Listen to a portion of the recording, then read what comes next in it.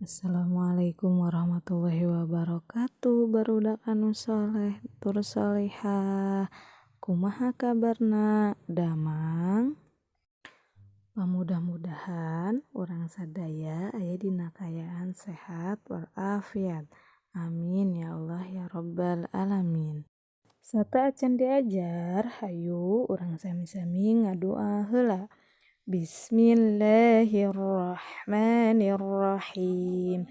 Rabbi zidni ilman warzuqni fahman birahmatika ya arhamar rahimin. Basa Sunda dinten ayeuna nyaeta pangajaran ka-7 hemat energi. Kemis kamari anjeun sadaya atos maca bacaan hemat energi teras ngajawab pananya. Dinten ayeuna dilajengkeun kana nyungsi kalimah pananya. Mangga ditingali di buku bahasa Sundana di halaman 74 contoh nyungsi kalimah pananya. Dina nyusun kalimah pananya aya aturan-aturan nu kedah dilakukeun. Di antarana nyaeta dina basa Indonesia aya 5W1H.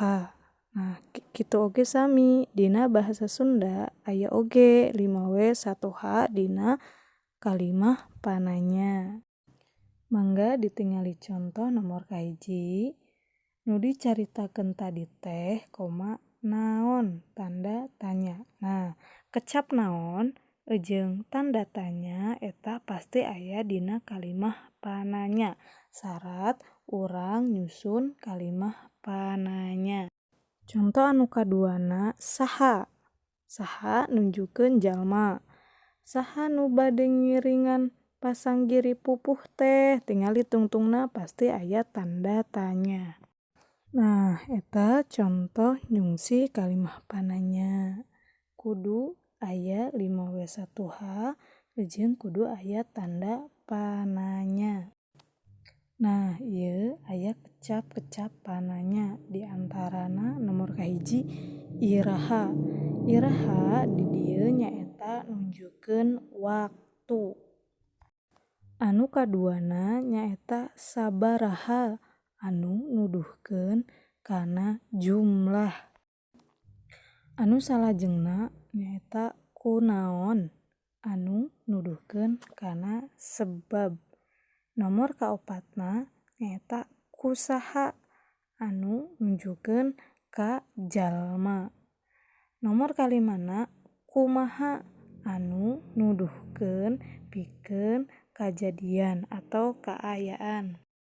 Nah, materi tentang nyungsi kalimah pananya sareng aturan-aturanana jeung tanda pananya atos rengse.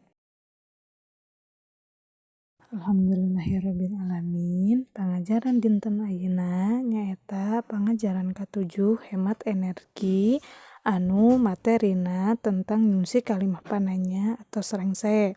Mudah-mudahan nu kusajana disampaikeun aya manfaatna kangge anjeun sadaya. Amin ya Allah ya rabbal alamin.